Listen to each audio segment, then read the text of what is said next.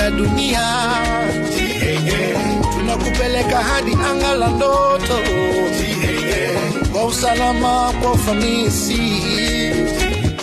Nachojivunia ni kusimamia mradi huu, sababu kiwanja kilikuwa chakavu sana, na serikali ilipotoa maamuzi ya kukijenga, mimi ndio niliteuliwa na mamlaka kuja kusimamia ujenzi kuanzia mwaka 2023 mpaka sasa hivi tu katika dakika za mwisho kabisa kukabidhi mradi.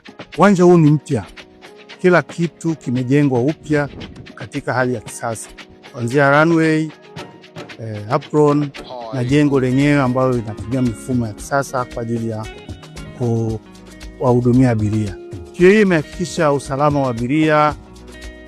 Kwanza kujenga air traffic control tower ambayo inafanya ndege iongozwe toka inapotua na inaporuka hadi inapoelekea.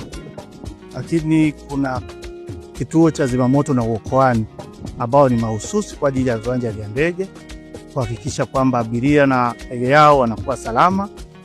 Lakini pia kuna idara ya usalama wa kiwanja ambayo inafanya kazi ya kuscreen abiria. Kuna mashine za kisasa za x-ray ambazo zimejengwa kwa ajili ya kuwakagua abiria na mizigo yao, kuhakikisha usalama wao. Lakini pia tumejenga wigo wa kuzunguka uwanja, kutenganisha shughuli za uwanja na wananchi.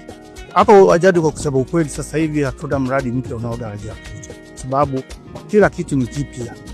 Uwanja umejengwa upya kuanzia majengo na maegesho na njia zote za kuruka ndege. Kwa hiyo hatutarajii mradi mwingine mpya hivi karibuni. Uwanja huu wa Sumbawanga umejengwa na mifumo ya kisasa ya kufanya check-in za abiria, lakini pia kuna CCTV cameras kwa ajili ya kuhakikisha usalama kwa watu pamoja na mizigo yao.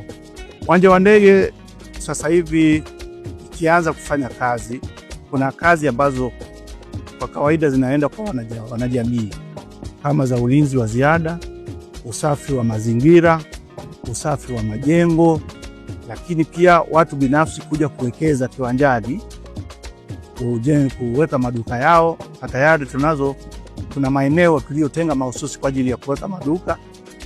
Kwa hizo zote ni fursa za ajira kwa Tanzania kwa ujumla. Sasa hivi ni wape wito kwamba kiwanja chetu kiko kwenye hatua za mwisho kabisa ili kifunguliwe kuanza kufanya kazi.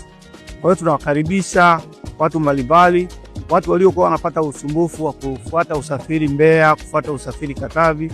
Sasa kiwanja kinaenda kuwa wazi kwa ajili yao, na wakaribisha wote ili tuweze kujenga uchumi wa mkoa wetu wa Rukwa.